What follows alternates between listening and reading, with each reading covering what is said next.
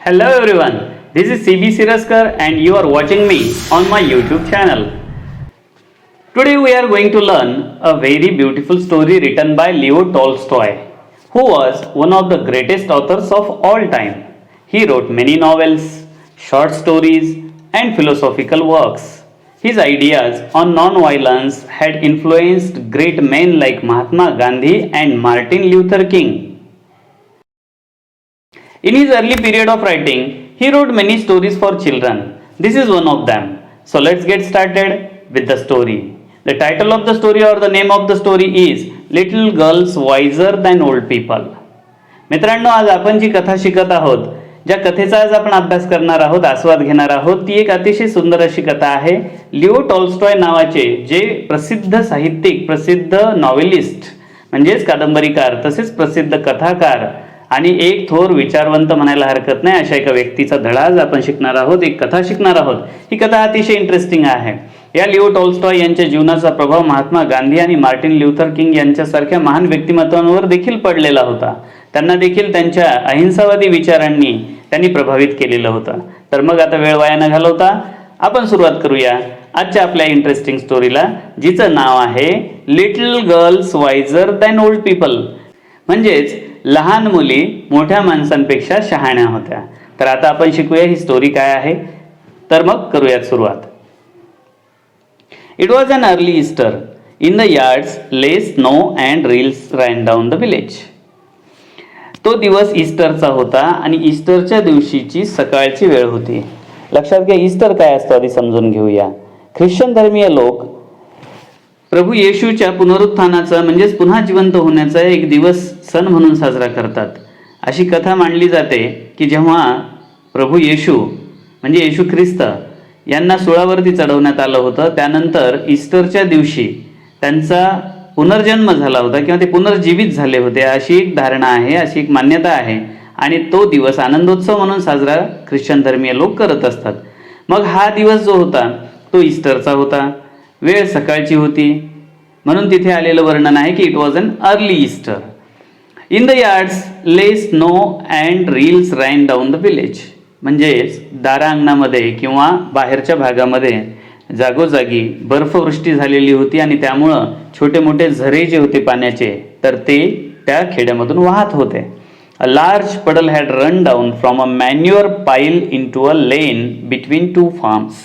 एक भलं मोठं असं एक डबकं साचलेलं होतं पाण्याचं, आणि ते कुठे साचलेलं होतं, ते निघालेलं होतं फ्रॉम अ मॅन्युअर पाईल. एक प्रवाह किंवा एक झरा हा खताचा एक मोठा ढीग होता, तिथून निघालेला होता.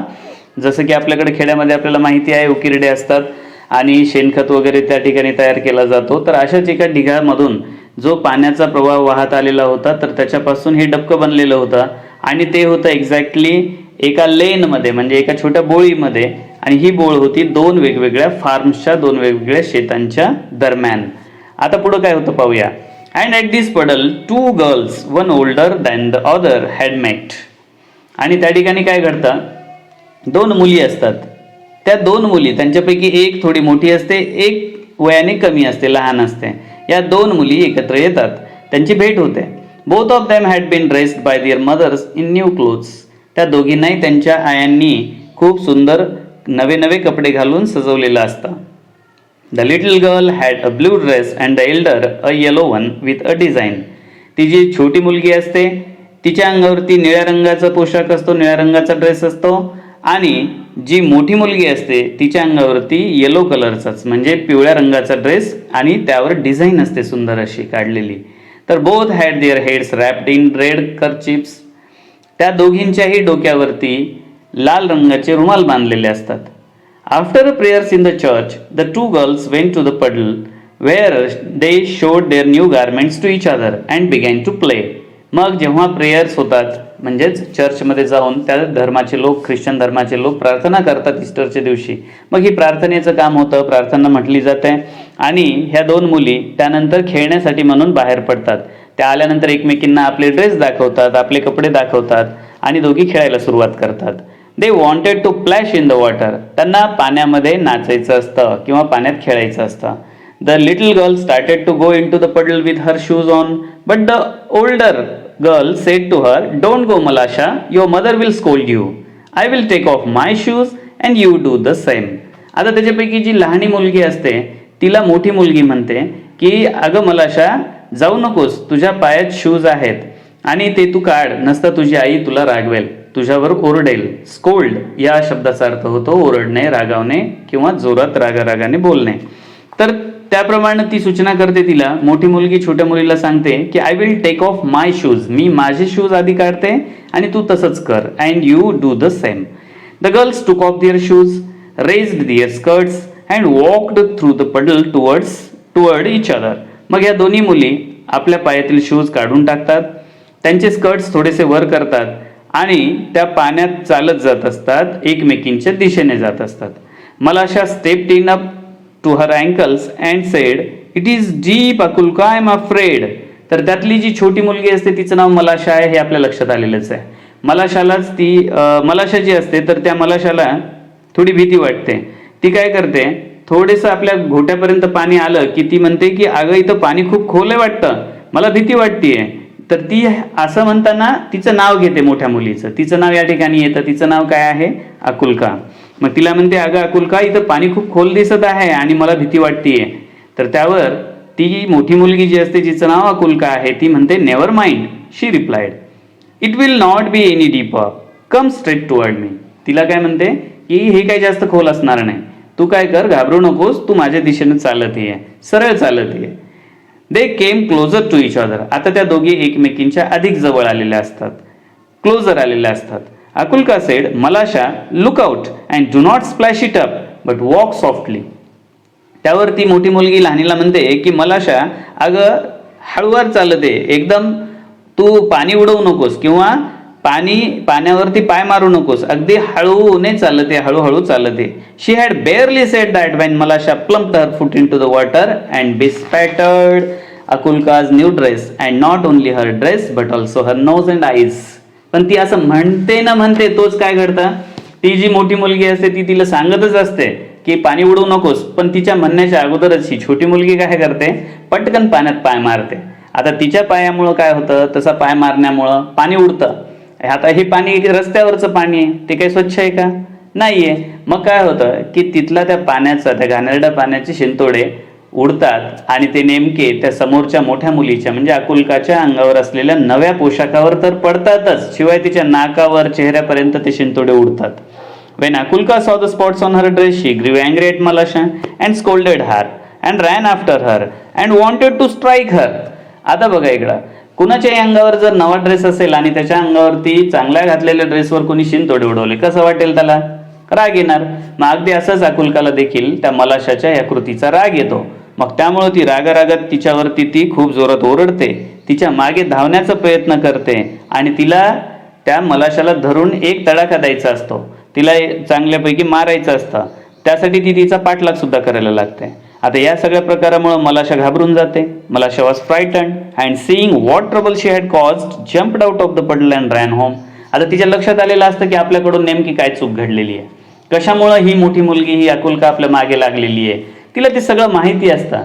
म्हणून ती आता काय करण्याचा प्रयत्न करते, ती पटकन त्या पडलच्या बाहेर उडी मारते, त्या पाण्यातून ती बाहेर येते आणि धावत पळत आपलं घर गाठायचा प्रयत्न करते. पण एवढ्यात काय होतं, अकुल्काज मदर पास्ड बाय. या सगळ्या प्रकाराच्याच वेळेला नेमकी त्या अकुल्काची म्हणजे त्या मोठ्या मुलीची आई तिथून जात असते. पहा आता, she saw her daughter's dress bespattered and soiled. तिला दिसतं आपल्या मुलीचा, आपल्या लेकीचा जो ड्रेस आहे चांगला सकाळच्या वेळी सुंदर घालून दिलेला, त्या ड्रेसवरती शिंतोडे उडालेले आहेत. आणि नुसते शिंतोडे उडालेले नाही तर तो त्यामुळे खूप मळालेला पण दिसत होता. मग त्यावर तिची आई गरम होते, रागावते, चिडते आणि काय म्हणते, where accursed one did you get yourself so dirty. तिला म्हणते की अगं पोरी, कुठं कपडे मळवलेस एवढे. आता या ठिकाणी एक शब्द वापरण्यात आलेला अकस्ट वन. अकस्ट वन म्हणजे बॅड चाइल्ड. म्हणजे त्याचा अर्थ ती म्हणते की अगं पोरी, आपल्याकडे जसं मराठी भाषेमध्ये खेड्यामध्ये ग्रामीण भागामध्ये रागावल्याच्या नंतर मुलींना त्यांच्या आया काय म्हणत असतात, अगं भवाने कुठं कपडे खराब केलेस हे. तर तशाच पद्धतीनं तिची आई तिच्यावरती चिडते, रागवते आणि तिला म्हणते, where accursed one did you get yourself so dirty. कुठं जाऊन हे कपडे घाण करून टाकलेस एवढे. तर त्यावर ती अकुल्काच्या लक्षात येतं की आता आपली आई काय आपल्याला सोडत नाही. म्हणून ती काय करते, पटकन नाव सांगून देते मलाशाचं ती म्हणते Malasha has purposely splashed it on me. ती म्हणते की त्या मलाशाने जाणीवपूर्वक माझ्या अंगावरती चिखल उडवलेला आहे किंवा माझ्या अंगावर शिंतोडे उडवलेत, तिनंच माझे कपडे भरवलेत. Akulka's mother grasped Malasha and gave her a knock on the nape of her neck. आता ही गोष्ट जशीच तिच्या आईला कळते तर तिच्या आईला म्हणजे अकुल्काच्या आईला राग येतो आणि मग ती काय करते, त्या रागाच्या भरात त्या छोट्या मुलीला मलाशाला पकडते आणि तिच्या मानेचा मागचा भाग, नेप ऑफ हर नेक म्हणजे मानेचा मागचा भाग, त्या मानेच्या मागच्या भागावर एक जोरदार तडाखा देते. Malasha began to howl. आता ती लहान मुलगी आहे, तिला लगेच तेवढ्याने मारल्याच्या नंतर काय होईल, ती रडायला लागते मोठ्याने, खूप मोठ्याने आक्रोश करायला सुरुवात करते. She began to howl and her mother ran out of the house. आता तिचा आवाज तिच्या आईपर्यंत जातो. मलाशाची आई लगेच घराच्या बाहेर येते, माझी पोरगी का रडतीये म्हणून. तर why do you strike my daughter, ती जाब विचारते. कुणाला, आपल्या शेजारणीला. She began to scold her neighbour. ती आपल्या शेजारणीवर राग करायला लागते. तिला म्हणते की तू माझ्या मुलीला कसं काय मारलंस. One word brought back another and the women began to quarrel. आता आपल्या सगळ्यांनाच माहिती आहे असा प्रकार झाल्याच्या नंतर भांडण सुरू होणारच आणि मग या दोघींमध्ये वाद सुरू होतो, भांडण सुरू होतं जोराचं. शब्दानंतर शब्द, हिचा शब्द ऐकून तिचा शब्द येतो, तिच्या शब्दानंतर हिचा शब्द जायला लागतो, शब्दाने शब्द वाढतात आणि शाब्दिक चकमक घडते. The men too ran out. आता त्यांचा हा सगळा गोंधळ ऐकून तिथले जे पुरुष मंडळी असतात ते पण धावत पळत तिथे येतात. And a big crowd gathered in the street. त्याबरोबर काय होतं, मग सगळेच तिथे येतात धावत पळत. त्याच्यामध्ये सगळी पुरुष मंडळी पण जमा होते, आजूबाजूचे सगळे लोक जमायला लागतात आणि मग एक मोठी गर्दीच जमा होते तिथे रस्त्यावरती. All were crying and nobody could hear his neighbour.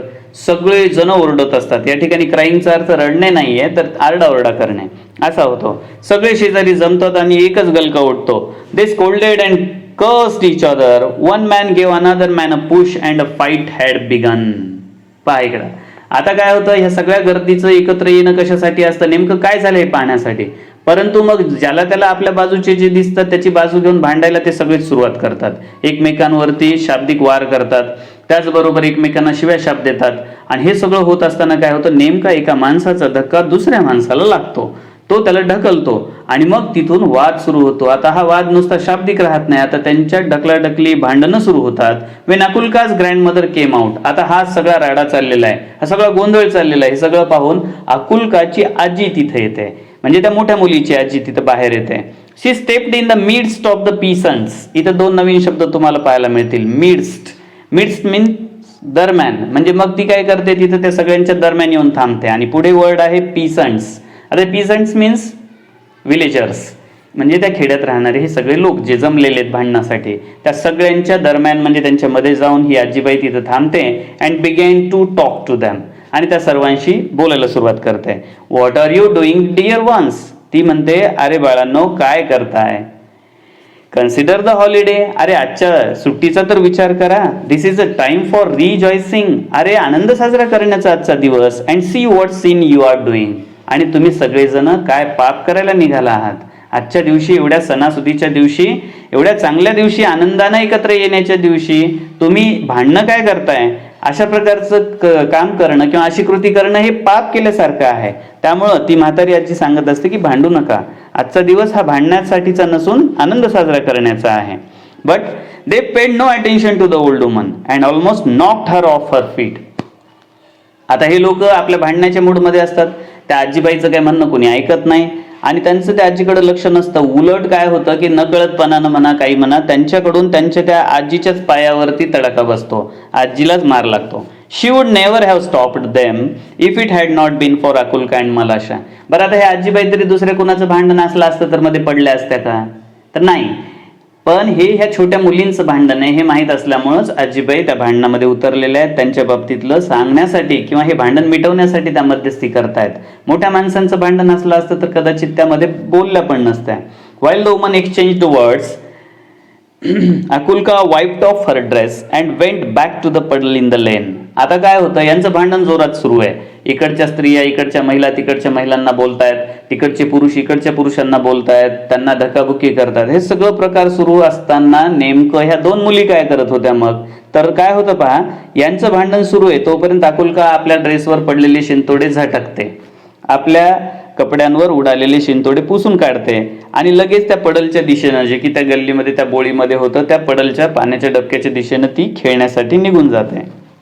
She picked up a pebble and began to scratch the ground so as to let the water off into the street.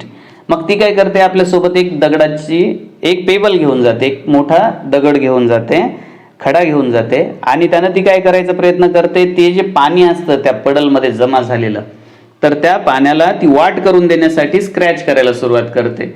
म्हणजे ती म्हणजे खाली त्या दगडाने ती उकरायला सुरुवात करते आणि त्या उकरून त्या पाण्याला जायला मार्ग किंवा जायला वाट करून देत असते. ती रस्त्याच्या दिशेनं तसं उकरायला लागते. While she was scratching Malasha came up and began to help her. आता बघा गंमत, आता हिचं काम सुरू असतं मोठ्या मुलीचं हे सगळं करण्याचं आणि ते बघून काय होतं, मग तिथं जी ती मलाशा असते, जिच्याशी तिचं भांडण झालेलं असतं त्या छोट्या मुलीचं, ती पण तिची मदत करायला तिथं जाते. बघा आता ते भांडणं लागलेत कोणासाठी, ते भांडण लागले या दोघींसाठी आणि ह्या दोघी जणी तर मस्तपैकी छान एकत्र जमल्यात, आल्यात आणि परत एकदा खेळायला सुरुवात करतायत. ते आपलं झालेलं भांडण सुद्धा केव्हाच त्या विसरून गेलेल्या आहेत. She picked up a chip and widened the rill. ती पण एक दगड घेते, एक छोटीशी चिप घेते दगडाची आणि ती पण मग तो जो रील आहे, ती जी प्रवाह तयार करत होती पाणी जाण्यासाठीचा, तर तो झरा किंवा तो प्रवाह किंवा तो मार्ग ती आणखी वायडन रुंद करण्यासाठी तिच्या मैत्रिणीची मदत करत असते. आता इकडं भांडणं सुरू आणि या दोघींचं मात्र खेळणं एकत्रित सुरू आहे. The peasants had begun to fight. आता हे विलेजर्स जे आहेत, पीसंट्स आहेत, यांचं भांडण सुरूच आहे. Just as the water went down the rill toward the place where the old woman was trying to separate the men. आता ह्या दोघींनी जे पाणी काढून दिलेले आहे, हे पाणी ते भांडण करत असलेल्या लोकांच्या पर्यंत, त्या रस्त्यापर्यंत वाहत जातं आणि त्या आजीबाई जिथे उभ्या असतात, त्या लोकांना, भांडणाऱ्यांना वेगळं करण्यासाठी थांबलेले असतात, तिथपर्यंत ते पाणी जातं. The girls ran one from one side of the reel, the other from the other side. आता यांनी जो प्रवाह तयार केला पाण्याचा, आता त्यांना गंमत वाटतीये. मग त्या दोघी जणी काय करतात, एक त्या जे प्रवाह काढलेला आहे त्या प्रवाहाच्या एका बाजूनं आणि दुसऱ्या विरुद्ध बाजूनं दोघी एकमेकींकडे धावत येतात, पळत येतात आणि त्यांना गंमत वाटते. त्या एकमेकींकडे पाहून ओरडत असतात, मोठमोठ्याने सांगत असतात, लुकआउट मलाशा लुकआउट, शाउटेड अकुल्का. त्यातली अकुल्का जी असते मोठी मुलगी, तर ती म्हणते, अगं मलाशा बघ बघ म्हणे. तिला काहीतरी दाखवायचं असतं, काहीतरी सांगायचं असतं. Malasha wanted to say something herself but could not speak for laughter. तिला काहीतरी म्हणायचं असतं त्या मलाशाला सुद्धा, पण ती काही म्हणत नाही, तिला हसू फुटतं आणि ती मोठमोठ्याने हसत असते. The girls were running and laughing at a chip which was bobbing up and down the rill. बघा इकडं, आता ह्या प्रवाहामध्ये जी दगडाची चिप असते, आपण पण एक खेळ खेळलेला असेल की आपण तो असा पाण्याच्या पृष्ठभागावरती फेकतो, त्यावेळेला तो 2, 3, 4 ठिकाणी असे छप छप छप टप्पे खात उडत जातो आणि मग अशी गंमत जेव्हा तिला अनुभवायला मिळते, तर त्यावेळेला अकुल्का मोठ्याने आवाज देते आणि मग ती मलाशा सुद्धा त्या गोष्टीकडे बघते आणि एन्जॉय करते. तिला पण हसू येतं, खूप आनंद वाटतो. आता या दोघी पुरी पळत असतात, खेळत असतात, हसत असतात. They ran straight into the crowd of the peasants. त्या एकदम धावत पळत या सगळ्या विलेजर्सच्या, भांडणं करत असलेल्या सगळ्या पीसंट्सच्या ग्रुपमध्ये पण त्या येतात धावत पळत.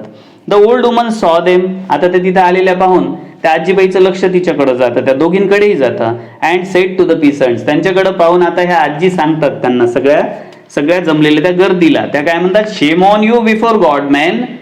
त्या म्हणतात की तुम्हाला लाज वाटली पाहिजे, कसं वागताय तुम्ही. You have started fighting on account of these two girls. You have started fighting on account of these two girls and they have long ago forgotten it. त्या म्हणतात तुम्ही या दोन पोरींसाठी, या दोन मुलींसाठी भांडण सुरू केलं, त्या दोघी तर त्यांचं भांडण केव्हाच विसरून गेलेले आहेत. The dear children have been playing nicely together. अरे बघा ते लाडके लेकरं आपले किती गोड लेकरे आहेत, ते दोघ जण, त्या दोघीही भांडणं विसरून केव्हाच्या आपल्या एकमेकींसोबत खेळायला लागलेल्या आहेत. They are wiser than you. अरे त्या तुमच्यापेक्षा शहाण्या निघाल्या, त्या दोघीच हुशार आहेत, त्या आपलं भांडण केव्हाच विसरून गेल्यात आणि तुम्ही बसलेत आपलं भांडणं करत. The main looked at the girls. आता हे सगळेजण भांडण्याच्या त्या मूडमधून त्या मुलींकडे बघतात, थोडं बाजूला होतात. And they felt ashamed. आणि मग जेव्हा त्यांना दिसतं की या दोघी पुरी भांडण विसरून छानपैकी पुन्हा एकदा एक होऊन खेळायला लागलेल्या आहेत, मग त्यावेळी या सगळ्या जमलेल्या मंडळींना, या सगळ्या मोठ्या लोकांना स्वतःचीच लाज वाटते. ते स्वतः लज्जित होतात, खजील होतात. They felt ashamed. Then they laughed at themselves. आणि त्यांना स्वतःवरच हसू पण येतं. And scattered to their farms. आणि त्यानंतर मग ते हसत हसत जाऊ द्या म्हणून तिथून सगळेजण विखुरतात, सगळे आपापल्या कामावरती शेताला जायला निघून जातात. ही एक सुंदरशी कथा आपण शिकलेलो आहोत.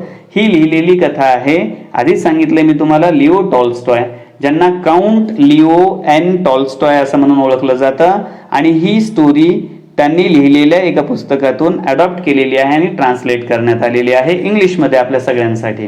कशी वाटली कथा ते तुम्ही सांगायला विसरू नका. So friends, that's all for now. Thanks for watching my video. Don't forget to like, share and subscribe. Shall meet in our next video very soon. Till then, keep learning, keep enjoying, keep smiling and keep watching my videos. So take care and bye bye.